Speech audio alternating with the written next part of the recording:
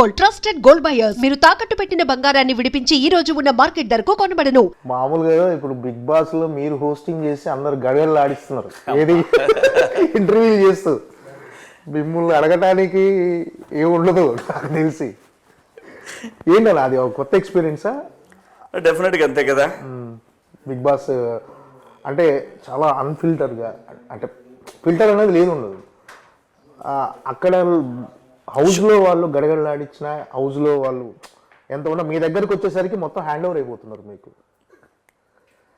ఏంటి కొత్త ఎక్స్పీరియన్సా అదంతా? బిగ్ బాస్ హ్యాండ్ ఓవర్ అవటం కాదు కానీ అదేంటంటే కొన్ని వాళ్ళకి లాస్ట్ స్టాప్ ఇది. ఏదన్నా చెప్పాలి అని అనుకోవటానికి, వాళ్ళకి ఏదన్నా చెప్పడానికి ఆడియన్స్ ఏవైతే అడుగుతారో అవన్నీ నాగార్జున గారు అడగలేరు. ఏమైతే ఫీల్ అయి ఉంటారో అవన్నీ నాగార్జున గారు అడగలేరు. సో అక్కడ ఆడియన్స్ అడుగుతున్న క్వశ్చన్స్ అన్నిటికీ సమాధానాలు రాబట్టాలి అనేది ఒక రకమైన కాన్సెప్ట్ అది. సో వాళ్ళ క్వశ్చన్స్ షో చూస్తున్నప్పుడు నాకు అనిపించింది అడగటం సరదాగా, ఒక్కోసారి ఎమోషనల్గా వెళ్తుంది, ఒక్కోసారి వాళ్ళు టెన్షన్ పడతారు ఆడియన్స్కి ఇలా వెళ్ళిందా అని. కంప్లీట్గా అందులో ఎక్కువ 90% ఆడియన్స్ అడిగినవే ఉంటాయి. ఓకే, నేను చూసినవి ఒక 10% ఉంటాయి. ఇది ఎందుకు చేసావు అని అంటాం. సో ప్రతి షోకి ఒక సిస్టమ్ ఉంటుంది కదా. ఓకే, సో వీళ్ళు అలా డిజైన్ చేశారు. అది మేజర్గా వాళ్ళ ఆలోచనకు అనుగుణంగా నా స్టైల్లో నేను చేస్తున్నా అంతే. ఇదంతా అబ్జర్వ్ చేయడానికి రోజు చూస్తుంటారని? చూస్తా. ఏదో సందర్భంలో ఖచ్చితంగా చూస్తానే ఉంటా, ఖాళీ ఉన్నప్పుడల్లా చూస్తా. ఓకే, ఒక్కోసారి టైం ఒకవేళ షూటింగ్ లేదనుకో లైవ్ కూడా చూస్తా. ఓకే, ఎందుకంటే మనం ఒక బాధ్యత తీసుకున్నప్పుడు మన టాలెంట్ ఏంటో కూడా తెలియాలి కదా. నీకు ఇది నాన్ ప్రైమ్ టైము 10:30కి 5.5 6.1 అంత రేటింగ్ రావడం అనేది ప్రైమ్ టైంలో షోలకు కూడా లేదు అంత రేటింగ్. ఇంక్లూడింగ్ మా టీవీలో కూడా, ఇంక్లూడింగ్ ఎనీ టీవీ లేదు. సో అందుకు credit goes to Bigg Boss. So అది కొంచెం మన స్టైలు, మన కామెడీ. నేను మొన్న చేసిన ఎపిసోడ్ అయితే సుమన్ శెట్టి ఎపిసోడ్ చాలా సరదాగా నాకే బాగా ఎంజాయ్ చేశాను నేను. అది అసలు ఎన్ని మిలియన్స్ పోయిందో. కొంతమంది ఏం చేస్తారంటే మనం రివర్స్ అవుదామని వస్తారు. నేను వాళ్ళని అప్పుడు ఏమో అన్నాను, నేను తగ్గుతా. ఎందుకంటే వాళ్ళ క్యారెక్టర్ అసలు ఒరిజినల్ క్యారెక్టర్ అది. ఇది హౌస్లో దాచిపెట్టారు, ఇక్కడ బయటకు వచ్చింది.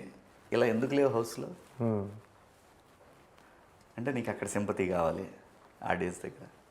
నేను అందుకే సైలెంట్గా ఉంటాను, నేను తగ్గినట్టే ఉంటా. ఓకే, వాళ్ళు ఏమనుకుంటారు, వాళ్ళందరినీ శివాజీ రోస్ట్ చేసిన మమ్మల్ని ఏం చేయరు, నీ క్యారెక్టర్ అంటే చూపించాలి ఆడియన్స్కి, అందుకే నేను తగ్గా. అంతేగాని ఇక్కడ తగ్గటం పెరగటం ఏముండదు. నీకు ఒక అవకాశం, ఆఖరిసారి ఆడియన్స్కి చెప్పుకునే అవకాశం. వాళ్ళు ఏం ఫీల్ అయ్యారు, ఆడియన్స్ ఏం ఫీల్ అయ్యారు, అన్ని క్వశ్చన్స్ ఒకే చోట నీకు అవ్వదు. కాబట్టి ఇక్కడ బజ్లోకి వచ్చినప్పుడు వాళ్ళు అడిగిన సీరియస్ క్వశ్చన్స్ అన్నిటినీ నా ద్వారా అడిగిస్తారు అంతే. అది ఈ సీజన్లో గట్టిగా వర్కౌట్ అయింది. ఏంటంటే మీకు ఈరోజు సోషల్ మీడియాలో ఉన్న ఫాలోయింగ్ కానీ, సోషల్ మీడియాలో మీకు క్రేజ్ రావడానికి బిగ్ బాసే కారణం అనుకోవచ్చా? బిగ్ బాస్ చాలా మేజర్ రోల్ ప్లే చేసింది. సో ఈ ఒక మనిషి గురించి ఒక ఒపీనియన్ ఏర్పడటం, ఒక 105 రోజులు ఒక మనిషిని 3 నెలల పాటు చూసినప్పుడు ఆడు మంచోడో కాదు అనేది ఏదో చోట తెలిసిపోద్ది. ఎంత నటించాలనుకున్నా అక్కడ కుదరదు.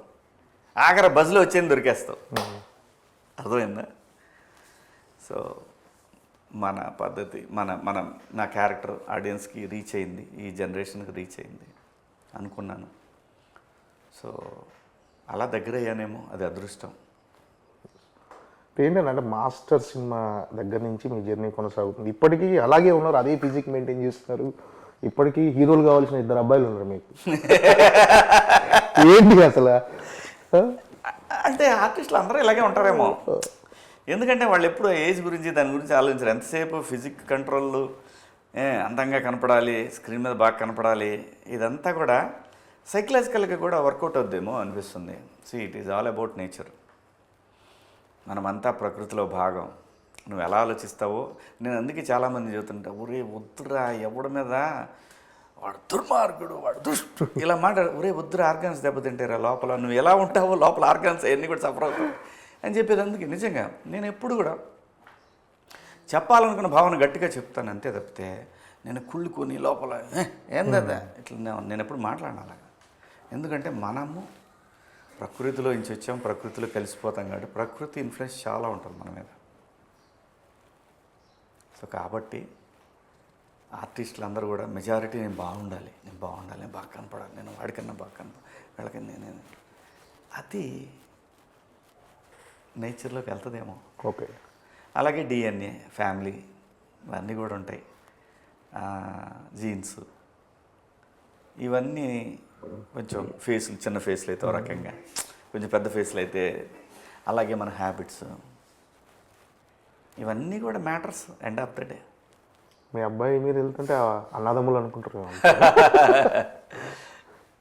అలాంటి కామెంట్స్ వస్తుంటాయా మామూలుగా? అలా ఏం లేదులే, ఎందుకంటే తెలిసిపోయిందిగా నా కొడుకు అని అందరికీ, లేకపోతే తెలియపోతే అనుకుంటారేమో ఎవరన్నా కానీ.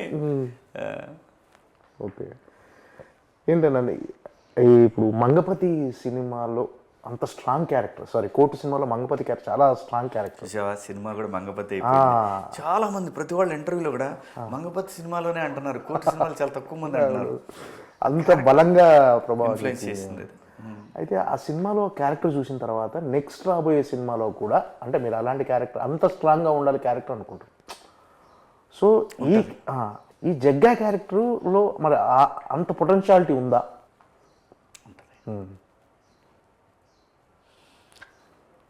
అంటే ఆడియన్స్ అలానే ఉంటే యాక్సెప్ట్ చేయరు, అలానే ఉంటే చూసాం కదా. అవును. ఇంకో వేరియేషను, ఇంకొక కొత్త క్యారెక్టర్ కనపడుద్ది శివాజీలో, ఇంకో కొత్త అవతారం కనపడుతుంది, కొత్త ఎమోషన్, అంటే చూడని ఎమోషన్లు కనిపిస్తాయి ఈ సినిమాలో. ఇంతకుముందు చూడని ఎమోషన్లు ఈ సినిమాలో కనిపిస్తాయి. అలాగైతే మంగపతిలో కోర్టులో మంగపతి క్యారెక్టర్ని ఎవరూ ఊహించుకోలేదు కదా, డిఫరెంట్ షేడ్ అది శివాజీ కెరీర్లో.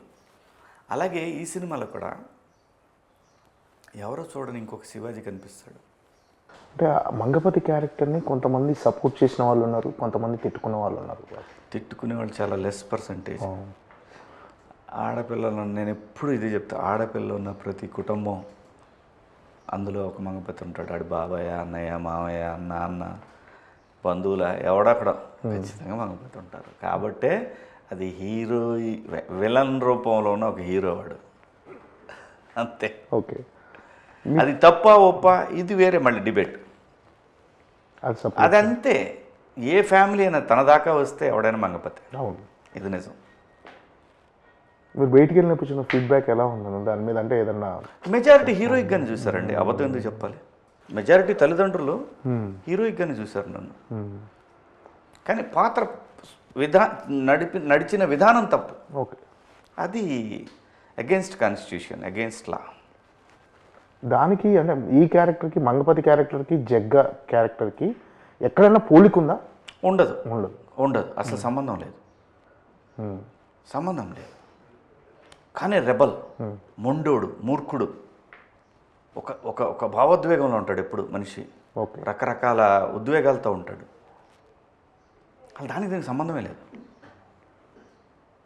ఏంటి జగ్గా లక్ష్యం ఏంటి అసలు ఈ సినిమాలో? ఆయన ఏం అంటే ఒక విషయాన్ని బలంగా చెప్పాలనుకుంటే దండోరవి. సో ఏ విషయాన్ని బలంగా చెప్పాలనుకుంటాడు జగ్గా అసలు? జగ్గా క్యారెక్టర్ గురించి ఏం చెప్పినా కథ రివీల్ చేయాల్సి వస్తుంది బేసిక్గా. సో తనలో రకరకాల ఎమోషన్స్తో నడుస్తుండే ఒక పాత్ర అది. ఆ పాత్ర చుట్టూనే ఈ సినిమా అంతా తిరుగుతూ ఉంటుంది. ఈ సినిమాలో ఈ పాత్ర అనేది గుండెకాయ లాంటిది. ఓకే. అంటే పాజిటివ్గా ఉంటుందా క్యారెక్టర్? ఏమో తెలియదు, అది కూడా సినిమా చూసి తెలుసుకోవాలి. అంతే, తెలీదు. అంటే ఇన్ని క్యారెక్టర్స్ కానీ నా పాత్ర ఇంట్రడక్షన్ చూస్తే మాత్రం మళ్ళీ స్టార్ట్ చేశాడ్రా అని అయితే అనుకుంటారు. ఓకే. అంటే కొన్ని ఫిలాసాఫికల్ డైలాగ్స్ కొన్ని ఉంటాయి. అరే నువ్వు ఎక్కడికి పోయినా మళ్ళీ నేను ఇక్కడికే చస్తే ఏడికే తేవాలి, నువ్వు చస్తే ఏడికే తేవాలి. ఇలాంటి డైలాగ్స్ ఉన్నాయి సినిమాలో. మీ క్యారెక్టర్ ద్వారా చెప్తున్నారు. ఇంకా బరువైనవి ఉన్నాయి, ఇంకా బరువైనవి ఉంటాయి డైలాగులు, ఇంకా బలంగా ఉంటాయి డైలాగులు. అంటే ఆ డైలాగులు కథలో మీరు ఏం చెప్పాలనుకుంటున్నారో అది చెప్పడానికైనా, లేకపోతే క్యారెక్టరైజేషన్ ఎలివేట్ అవుతుంది ఆ క్యారెక్టర్? అంటే సందర్భాన్ని బట్టి కోపం వస్తుంది, అది కరెక్టే కదా అనిపిస్తుంది, ఆలోచింపజేస్తుంది. వీడు మంచోడే అనుకుంటాలే, అమ్మో ఈడెవడరా బాబు, ఇలాంటివన్నీ వస్తుంటాయి. అంటే అసలు ఈ సినిమా ఏ జానర్ అని అంటే లవ్ స్టోరీ గురు, ఇన్ని క్యారెక్టరైజేషన్స్ ఉన్నాయి cinema. Love story. Okay, love story చుట్టూనే తిరుగుతుంది ఇది సినిమా. ఈ లవ్ స్టోరీ వీడి చుట్టూ తిరుగుతుంటుంది. ఓకే, అంటే కుల వివక్షేనా? అదే ఏ సినిమాలో కుల వివక్ష లేదు చెప్పు నాకు. ఏ లవ్ స్టోరీ సినిమాలో ఏ సినిమాలో కులవేం లేదు. మనోడు కాదు వాడు వేరేవాడు, ఈ రెండు డైరెక్ట్ కులాలు అనలేరు కాబట్టి ఇది మాట్లాడతారు. అది ఉంది. అంటే సమాజంలో కుల వివక్ష అనేది ఇంకా కొనసాగుతుంది, అది ఎప్పటికీ ఉంటుంది. అసమానతలు అసలు అయిపోవు. అంటే ఇలాంటి సినిమాలు వీటిని పోషించేది పొలిటీషియన్స్, డబ్బు ఉన్నాడు, వీళ్ళిద్దరే పోషిస్తారు. బలంగా యూరియా, బలం మందు, 28 పొటాష్ ఇలాంటివన్నీ వేసి పెంచుతారు వాటిని. ఓకే, అంటే ఇప్పుడు రాజకీయ నాయకులు నిజంగా మీరు అన్నట్టు పోషించవచ్చు, కానీ ఒక రకంగా చెప్పాలంటే ప్రభుత్వ పథకాలు కానీ ఈ రాజకీయ నాయకులు కానీ వాళ్ళు ఎమ్మెల్యేగా ఎంపీలుగా నిలబడటం కానీ ఈ కులాలకు తగ్గట్టుగా రిజర్వేషన్స్ ఉంటాయి కదన్న వాళ్ళకు. అదే చెప్తున్నా కదా, నీకు ప్రైవేట్ సెక్టార్లోనే ఒకే వ్యవస్థ, ఒకే కులము ఆధిపత్యం కొనసాగుతుంటుంది నాకు తెలిసినంత వరకు. అదే చెప్తున్నా కదా నేను. ఇది పోదు, ఇది పోదు, ఇది ఉంటుంది, ఇది ఎప్పుడు బతికే ఉంటుంది. ఇది లేకపోతే ఈ దేశం ఎప్పుడో చైనా దాటి ఎప్పుడో ఎక్కడికో వెళ్ళిపోయింది అమెరికా. ఎందుకంటే ఇక్కడ ఉన్న తెలివితేటలు, ఇక్కడ ఉన్నటువంటి వనరులు, ఇక్కడ కష్టపడే తత్వం ప్రపంచంలో మరే దేశంలోనూ ఉండదు, ఎవరికీ ఉండదు. అలాంటి వాళ్ళని, కష్టపడేటటువంటి సమాజాన్ని వాళ్ళని సోమరిపోతుల్లాగా పథకాల రూపంలో వాళ్ళని, పథకాలంటే కొంతకాలం ఇస్తారు, ప్రతి ఎలక్షన్ పథకాల సమాహారం అయిపోతే ఇంకా దేశం అక్కడే ఉంటుంది, ఎక్కడే పోద్ది. అలా ఉన్న దేశం కూడా ఇప్పటికి కూడా పోటీ పడుతూ ఉంది ప్రపంచంతో. అంటే చాలా గొప్ప దేశం ఇది, చాలా గొప్ప ప్రజలు, కానీ ఈ దేశానికి ఇప్పటికి కూడా నాయకత్వ లోపం ఉంది, ఎప్పుడు ఉంటుంది. ఎందుకంటే ఈ కుల వ్యవస్థ మారినంతకాలం ఈ లోపం ఎప్పుడు ఉంటుంది. అంటే దీనికి పరిష్కారం అంటూ ఏం లేదు. ఇలాంటి సినిమాల ద్వారా ఏమైనా మార్పు వస్తుందంటారా? ప్రకృతే మారుస్తుంది. ఓకే, ఎవ్రీథింగ్ ప్రకృతి చేంజ్ చేస్తుంది, అనుమానమే లేదు. సినిమా అనేది చాలా బలమైన మీడియా కదండి. అంటే ఇప్పుడు ఈ సినిమా ద్వారా సమాజానికి అంటే ఏదైనా ఒక రకమైన ఒక సోషల్ అవేర్నెస్ తీసుకురావడానికి కానీ, ఒక సందేశం ఇవ్వటం కానీ అలాంటిది ఏమైనా ఆలోచింపజేస్తుంది అంతే తప్ప పరిష్కారం ఎవడూ ఇవ్వలేడు గురు. ఏ సమస్య అయితే ఉంటుందో ఆ సమస్యకి సంబంధించిన వాళ్ళ వ్యక్తిగతం నుంచి చూస్తే ఒక రకంగా ఉంటుంది, జనరలైజ్గా చూసే మనలాంటి వాళ్ళ పర్సెప్షన్ ఇంకో రకంగా ఉంటుంది. ఓకే, పరిష్కారాలు ఎవరు చూపించలేరు గురు, కాలమే సమాధానం అన్నిటికీ. ఫస్ట్ కమర్షియల్ సినిమానా? 100%. అంటే ఒక లవ్ స్టోరీ ఉంది, అంటే రూటెడ్ లవ్ స్టోరీ. అంటే జనరల్గా మీరు స్టార్ట్ చేసిన తర్వాత 90s బయోపిక్ తర్వాత నెక్స్ట్ మంగపతి క్యారెక్టర్ కానీ ఈ క్యారెక్టర్ అంటే మీరు ఎక్కువ ఒక రియాలిటీకి దగ్గర ఉన్న నేటివిటీ స్టోరీని ఎక్కువ సెలెక్ట్ చేసుకుంటారు? అలా ఏం లేదు, కథ విన్నప్పుడు బాగుంది అనిపిస్తే చేస్తున్నా, అలా ఏం లేదు. ఎలాంటి కథలు ఎంచుకోవాలి అలా ఏం లేదు. కాంటెంపరీ స్టోరీస్ వస్తున్నాయి, అదొకటి ఒప్పుకున్నాను ఒక కథ ఈ మధ్యకాలంలో. అలాగే ఒక ఫ్యామిలీ స్టోరీ ఒకటి ఒప్పుకున్నాను, అదైతే నీకు అసలు అది ఎప్పుడు సెట్స్కి వస్తా అని చూస్తున్నాను ఆ కథ. సో మంచి మంచి పాత్రలు వస్తున్నాయి మధు. ఓకే, మిగతా క్యారెక్టర్లు ఏంటన్నా ఇప్పుడు నవదీప్ క్యారెక్టర్ సర్పంచ్ క్యారెక్టర్ అంటే మీరు మాట్లాడుతూ కూడా నవదీప్ మంచి పొటెన్షియాలిటీ ఉన్న ఆర్టిస్టు, కానీ అతని టాలెంట్ని మన తెలుగు సినీ పరిశ్రమ వాడుకోవట్లేదు. టైం వస్తుంది, ఆడిపోదు, వదలడం. ఓకే, వస్తుంది గ్యారంటీ. ఇందులో ఎలా ఉండబోతుంది ఆయన character? Energetic, full energetic, fun. ఒక చోట తన ఎమోషన్ ఒక చోట చాలా బాగా బ్రేక్ చేశాడు, అది చాలా బాగుంది. అది అన్ని ఎమోషన్స్ ఉంటాయి. ప్రతి సీన్ ఒకటే అండి, ప్రతి సీన్లో కూడా ఏదో ఒక మ్యాటర్ కన్వే అవుతూ వాళ్ళు ఆలోచిస్తున్నప్పుడు కొత్తది మొదలవుతుంది. అట్లా ఉంటుంది ఈ సినిమా. ఓకే. కొన్ని సన్నివేశాలు గుండెలను పిండేస్తాయి. ఆ? చాలా చాలా అసలు అంటే మీరు బిగ్ బాస్ నుంచి సెకండ్ ఇన్నింగ్స్ స్టార్ట్ చేసిన తర్వాత అంటే మీరు ఎక్స్పెక్ట్ చేసిన క్యారెక్టర్లేనా ఇవి? అంటే నాకు అసలు ఏం తెలియదు మధు. అంటే లేదు, ఒక పెద్ద సినిమాల్లో ఒక పెద్ద సినిమాల్లో విలన్గా క్యారెక్టర్ ఎక్స్పెక్ట్ చేశారా? అంటే ఇప్పుడు ఒక మీడియం రేంజ్ సినిమాలు చేసుకుంటూ వస్తున్నారు. ఇక్కడ పెద్ద సినిమాల్లో ఎక్స్పెక్ట్ చేయడానికి ఏంటంటే మధు, పెద్ద సినిమాల్లో క్యారెక్టర్లు ఎక్స్పెక్ట్ చేయడానికి ఏవేవో అడ్డొస్తుంటాయేమో అని నాకు ఒక అనిపిస్తూ ఉంటుంది. నాకు అలా అనిపిస్తూ ఉంటుంది, ఏవేవో అడ్డొస్తాయేమో, మన స్టేచరా ఈ స్టేచర్కి తగ్గట్టు సాలడేమో, ఇలాంటివన్నీ వస్తాయి. ఇప్పుడు ఉదాహరణకి మీకు చిన్న ఎగ్జాంపుల్ చెప్తాను. Wonderful actor, national award winner, అనుమానం లేదు, ఫవాద్ ఫాసిల్ ఎంత ఉంటాడు. మన వాళ్ళ క్యాలిక్యులేషన్స్ ఎలా ఉంటాయి? ఓకే. ఇండస్ట్రీ మొత్తం అమ్మ ఏంటి అలా భయపెట్టావు అని అన్నారు. అవును, నాకు కూడా అనిపించింది దానికి తగ్గ పొటెన్షియాలిటీ ఉన్న క్యారెక్టర్ ఆ సినిమా తర్వాత అన్నా పడలేదు. అంటే మిమ్మల్ని అసలు నాకు ఆ ఫీలింగ్ అంటే ఇంకో కోణంలో చూపించారు మిమ్మల్ని. ఇంకా అంటే ఏదైతే తెలుగు సినీ పరిశ్రమలో కొన్ని బలమైన క్యారెక్టర్లు కావాలో అలాంటి కోణంలో చూపించారు. ఇక్కడ ఏంటంటే మన తెలుగు సినిమాకి, మన తెలుగులో చాలా అంశాలు ఇన్ఫ్లుయెన్స్ చేస్తూ ఉంటాయి. పాపం కథ రాసుకున్న డైరెక్టరు ఈ పాత్ర నేను కావాలనుకుంటే వద్దులేండి అనేవాళ్ళు ఉంటారు. నా సినిమాలకు కూడా ఉండొచ్చు అలాగా. So there is so many calculations involve అయి ఉంటాయి. సో మనకు లక్ ఉంటే అదే వస్తుంది, ఆడిపోదు 100% వస్తుంది అంతే. ఇక్కడ ఎవరిని తప్పటానికి లేదు. ఏంటంటే ఒక చిన్న ఏముంటుంది,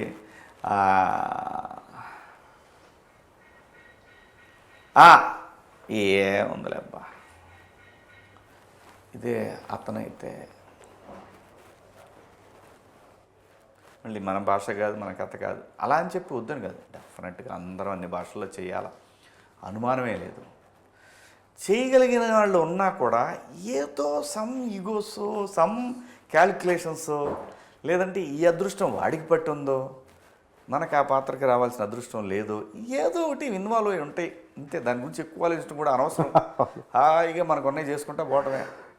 కోట శ్రీనివాసరావు గారు కూడా ఇది ఎప్పుడు కంప్లైంట్ చేస్తుండేవాడు. మన కంప్లైంట్, ఇది కంప్లైంట్ కాదు, నేనైతే కంప్లైంట్ చేయను. మీరు కంప్లైంట్ కాదు, మనం ఎవరి అదృష్టాన్ని మనం తీసేయలేం. నీకు తెలుసు మన పుష్ప విషయంలో అది నేను పొద్దున్నే వెళ్ళాలి, నన్ను అడిగారు, నేను పొద్దున్నే వెళ్ళాలి. ఓకే. కానీ ఆ క్యారెక్టర్ ఇంకొకళ్ళు వరించింది. ఓకే. చెప్పలేము ఎక్కడ ఏ యాంగిల్లో అతను బాగుంటాడేమో అని. తప్పేం కాదు. సో అదంతా కూడా ఇంత లక్ కూడా ఉండాలి అబ్బాయి. ఓకే. అది ఆ లక్ లేదంటారా మీకు? లేకపోతే ఇవన్నీ ఇప్పుడు ఎలా చేస్తున్నాం, వస్తుంది అయ్యే వస్తాయి. అసలు ఇవన్నీ ఆలోచించకూడదు. అసలు మీరు పట్టించుకోరా? అదే అస్సలు టేక్ ఇట్ ఈజీ. అస్సలు పట్టించుకోను నేను. నాకు అనిపించింది నేను మాట్లాడతా, పొరపాటు అని ఎవరిని ఫీల్ అయినా సారీ అండి, నేను నా ఉద్దేశం అది కాదని నేను ఎక్స్ప్లెయిన్ చేస్తాం, అంతవరకే. మనకు రాలేదే అబ్బో ఇవన్నీ నా వల్ల కాదు. Okay, go with the flow. Okay. అంటే అప్పటికి ఇప్పటికి సినిమా ఇండస్ట్రీ బాగా మారిపోయింది. ఏం మారలేదా? ఏమి మారలే, అన్నీ అబద్ధాలు ఇవన్నీ. ఓకే. మార్పేలే. అంటే సినిమా మార్కెట్ స్థాయి టెక్నాలజీ మారింది, మార్కెట్ మారింది, అంతే తప్ప సినిమా కూడా మారిపోయినాయి కదా. రెమ్యునేషన్లు, బడ్జెట్లు అన్ని మారిపోయినాయి. ఏం మారలా. బంగారం చిన్నప్పుడు ఎంత ఉంది అబ్బాయి? 6,000 ఉంది. ఇప్పుడు నా పెళ్ళప్పుడు 6,000. ఇప్పుడు ఎంత ఉంది? 1,35,000 ఉంది ఈరోజు. బంగారం ఎందుకు మారింది? అదే మార్పు అనేది ప్రతి అంశంలో ఉంటానే ఉంటుంది అబ్బాయి. నేను వచ్చినప్పుడు ఏసీఎస్ ముందు ఫిలిం నగర్లో గజం 2,000 రూపాయలు, 3 లక్షలు. ఇప్పుడు ఎలా ఉంటుందంటే నేను చిన్నప్పుడు ₹1.5 ఇచ్చారు, ఇప్పుడు ఎందుకు నేల టికెట్ రూపాయలు ఇప్పుడు ఎందుకు 50 రూపాయలు అంటారంటే అది చిన్నప్పుడు అప్పుడు అప్పుడు మీ నాన్న ఉద్యోగం 300 రూపాయలు శాలరీ, ఇప్పుడు మీ నాన్నకు 12,000. ప్రతిదీ మారుతా పోతుంటుంది. కానీ సినిమా టికెట్ల విషయానికి వచ్చేసరికి మాత్రం మనదే తప్పు, ఆడియన్స్దే తప్పు లేదు. ఆ రీజనబుల్ 100-150 రూపాయలు ఎవరు కాదంటారు. ఈ పీచితేనే వాళ్ళకి ప్రాబ్లం అయిపోతుంటుంది. అంటే మీరు అంటే సినిమా ఇండస్ట్రీ కొంచెం గ్యాప్ ఇచ్చారు కదన్నా, ఈ గ్యాప్లో మీరు రియల్ ఎస్టేట్ బాగా చేసేవాళ్ళంట కదా? రియల్ ఎస్టేట్ బాగున్నప్పుడు చేసిన, బాగాలేనప్పుడు చేసిన, ఎప్పుడు అదే నాకు అన్నం పెట్టింది. అదే నాకు అన్నం పెట్టింది. లేకపోతే నేను నా ఫ్యామిలీ నన్ను వదిలేసిపోయేవాళ్ళు. అయ్యా మరి అంతే కదా. అది లేకపోతే అలానే పెద్ద పొడిచేసి పెద్ద సామ్రాజ్యం క్రియేట్ చేయలేం మనం. ఏ బతుకు తెరువుకి చేసుకుంటా పోయాం. అంత ఎంత సాత్ ఇచ్చింది, నడిపించాం. మళ్ళీ సినిమాలు వచ్చినాయి, సరే అదే అదే అదే అయిపోయింది. ఆ వ్యాపారం అవన్నీ ఉంటాయి అంతే. ఎలా అన్న కెరీర్ మొత్తం బిజీ అయిపోయాను అనే ఫీలింగ్ కలిగిందన్న? అలా ఏం లేదు మాతో. సినిమాలు అంటే చైతన్య సినిమాలతో బిజీ, రోజు షూటింగ్కి వెళ్తూ 10 రోజులు ఖాళీగానే ఉంటున్నాం ఇప్పుడు కూడా. ఏమన్నా అది 10 రోజులు ఉండాలి, లేకపోతే ఫ్యామిలీ కేటాయించాలి కదా. అదే నేను అంటుంది. మా పెద్ద భయానకమైన ఖాళీ లేకుండా, నిమిషం లేకుండా ట్రైన్లకి, ఫ్లైట్లకి, బస్సులకి ఎక్కి రోజు 3 సినిమా, అలాంటి సిచ్యువేషన్ ఏం లేదు. Good, happy. ఇప్పటికీ రియల్ ఎస్టేట్ చేస్తున్నారన్నా? లేకపోతే చచ్చిపోతాం. అవునా? ఓకే. అంటే ఆ గ్యాప్లో రియల్ ఎస్టేట్లో బిజీ అయిపోయారు, ఇప్పుడు రియల్ ఎస్టేట్ భూమి తగ్గిన తర్వాత ఇప్పుడు సినిమాలో బిజీ అయిపోయారు. అది చెప్పాలనుకున్నావా? అలా ఏం లేదులే. మనకి ఏది రావాలో, మనం ఎలా ఉండాలో అంతా ఇదంతా కూడా డిజైన్డ్ ప్రోగ్రామ్ అని నా ఫీలింగ్. అలా డిజైన్ చేసి ఉంటుంది, మనం అక్కడికి వెళ్తుంటాం. అంతే అంతే అంతే. ఓకే. ఇంకేంటంటే ఈ సినిమా గురించి చెప్పాల్సి వస్తే, ఈ సినిమా అంటే టికెట్ వర్త్ ఏ విషయాల్లో? అన్ని విషయాల్లో అమ్మా. నేనేమంటానంటే ఇప్పుడు ఈ బంచ్లో వచ్చే సినిమాలన్నింటిలోకి ఇదో సపరేట్ సెక్షన్ ఇది. సో అది దీనికి హెల్ప్ అవుద్ది అనుకుంటున్నాను నేను. ఓకే. ఇదొక డిఫరెంట్ జానర్లో ట్రై చేశారు వీళ్ళు, బాగుందయ్యా అంటారు అనుకుంటున్నా. ప్రీమియర్స్ నుంచే రావాలా టాక్, మరి చూద్దాం. అంటే ఈ గ్యాప్లో ఉన్న అగ్రెసివ్నెస్ని తగ్గించుకొని మీరు కొంచెం ఇప్పుడు చాలా కూల్గా కనిపిస్తున్నారు. ఆ లోపల బర్నింగ్ ఉంటుందా? ఎప్పుడు ఉంటుంది. సముద్రాలు పొంగుతూనే ఉంటాయి. కాకపోతే ఏంటంటే ఎప్పుడు పొంగాలో అప్పుడే పొంగాలనేది ఒక క్లారిటీ. అంతేగాని శివాజీ ఎప్పుడు అదే శివాజీ. ఖచ్చితంగా టైం ఏదైనా తేడా జరిగిన ప్రశ్నిస్తాం, గట్టిగా మాట్లాడతాం, చెప్పాలనుకున్నది చెప్తాను. దానికేమీ అలాగే మనకు అనవసరమైన విషయాల్లో ఎలుబెట్టద్దు, మన సంబంధం లేన. ఒకవేళ ఏదైనా పొరపాటు మనం చెప్పాలనుకున్నది రాంగ్గా కన్వే అయినా, నేను చెప్పాలనుకున్నది ఇది హట్ అయి ఉంటే సారీ చెప్పడానికి కూడా వెనకాడను. అంతే, ఏ మాత్రం మార్పు లేదు. అంటే ఎలా అంటే ఒకవైపు అంటే రాజకీయాల్లోకి ప్రత్యక్షంగా ఉండకపోయినా మీరు అన్నట్టుగా ఒక వాయిస్ వినిపిస్తున్నారు మీరు. అంటే ఆ వాయిస్ అలా కంటిన్యూ చేస్తుంటారు ఎప్పటికీ సినిమాలతో పాటు? చెయ్యాలి బా, మాట్లాడకపోతే ఎలాగా? ఎవరొకళ్ళు. అంటే దానివల్ల మీ పర్సనల్ కెరీర్, నా పర్సనల్ కెరీర్ అంటే ఏంటి మధు? అంటే లైఫ్ డిస్టర్బ్ అవుతుంది. ఇది పర్మనెంటా ఏంటి? కాదు కాదు కదా. నువ్వు ఎవరి గురించి మాట్లాడుతున్నావు? మనకు ఒక గుర్తింపు ఇచ్చిన సమాజం గురించే కదా మనం మాట్లాడుతున్నాం. అవును. తప్పేంటి? తప్పేంటి? ఎవరు పట్టించుకోరు కదా. కాదు, ఎవడి సొంతం ఇది? మాట్లాడే హక్కు లేదా మనకి? మాట్లాడకపోతే తప్పేమో అని నా అభిప్రాయం. జరుగుతున్న తప్పు అని తెలిసి 10 మంది మాట్లాడాల్సిన వాళ్ళు ఎవరో మాట్లాడకపోవటమే పెద్ద తప్పేమో అని నా అభిప్రాయం. కానీ అంటే అందరూ అలా ఉండరు కదా. ఇప్పుడు అదే నేను అంటున్నాను, మీ తత్వం, నాకు ఇది ఇలా నా క్యారెక్టర్ ఇది. ఏం జరుగుద్ది? మహా అయితే ఏం జరుగుద్ది మధు? ఏం జరగదు. మాట్లాడినందువల్ల, నిజం మాట్లాడినందువల్ల ఏం జరుగుద్ది? ఏం జరగదు. అంటే ఎంత జరిగినా మీ పర్సనల్ కెరీర్కి ఏమన్నా ఎఫెక్ట్ అవుతుందని ఒక ఎందుకు అయింది అనిపించలేదు ఇప్పుడు? ఎందుకు అయింది? అందరికీ అగెన్స్ట్గా మాట్లాడతాం మనం ఏమైనా? కాదు కదా. ప్రజల గురించేగా మాట్లాడుతున్నాం, అంతే కదా. ప్రజల గురించి మాట్లాడేది తప్పని ప్రజలు అనుకున్నప్పుడు నాకు ఇబ్బంది అయింది. ఓకే. ఎందుకు? అంతమంది మనల్ని యాక్సెప్ట్ చేయనప్పుడు ఇక్కడ కూడా యాక్సెప్ట్ చేయకపోవచ్చు. ఓకే. అలా లేనప్పుడు నేను ప్రజల గురించి, నాయకులు మీరు ఇలా చేయటం కరెక్ట్ కాదయ్యా అని చెప్పడం తప్పు అయితే అని వాళ్ళకి అనిపిస్తే నాకేం ప్రాబ్లం లేదు. మాట్లాడాల్సిందే. మాట్లాడకపోతే ఎలాగా? ఎవరూ మాట్లాడకపోతే ఎలాగా? తప్పు జరుగుతున్నామో మనకెందుకు లేని తలుపేసుకొని కూర్చుంటే రేపు పొద్దున నీ తలుపు దగ్గరికి వస్తుంది. అప్పుడేం చేస్తావు? అప్పుడు ఎవడొస్తాడు? ఎప్పటికప్పుడు మాట్లాడాల్సిందే కదా. మాట్లాడదామే. ఎవరి కోసం మాట్లాడుతున్నాం? రాబోయే జనరేషన్స్ కోసమే కదా, జెన్జీ కోసమే కదా. ఆ 10 ఏళ్ళు పోరాటం చేసింది, 13 సంవత్సరాల పాటు, అంతే కదా. నాకేముంది ఇందులో పర్సనల్ లబ్ధి? ఏం పొందాను నేను? ఏం లేదు. మంచి వయసు 13 సంవత్సరాలు, ఇక్కడి నుంచి 13 సంవత్సరాలు వెనకాలంటే మంచి వయసులో నేను పక్కొచ్చాను. దేనికోసం వచ్చాను? ఏం సంపాదించుకున్నాను నేను? ఏ నాయకుడి దగ్గర సంపాదించుకున్నాను? ఎవడిచ్చాడు నాకు? ఎవరి దగ్గర చేయి చెప్పాం మనం? ఎవరి దగ్గర లేదు కదా. ఎవరి కోసం ఫైట్ చేశాను? జనరేషన్ కోసం ఫైట్ చేశా. తప్పేముంది? ఎవరు మాట్లాడిపోతే ఎలాగా? And for more videos, Please subscribe to iDream. Please subscribe to iDream. Please subscribe iDream. And please subscribe to iDream. For more videos, subscribe to iDream. please like, share and subscribe to the channel. Congratulations, iDream. Subscribe to iDream. Subscribe to iDream. So subscribe to iDream Media.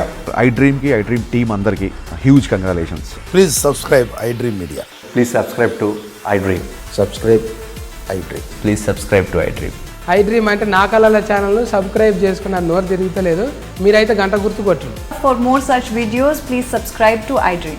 Subscribe to iDream. Please subscribe to iDream. Please subscribe iDream Media. Please do subscribe to iDream. Please subscribe to iDream Media. For best entertainment and information, please subscribe iDream. And don't forget to subscribe to iDream.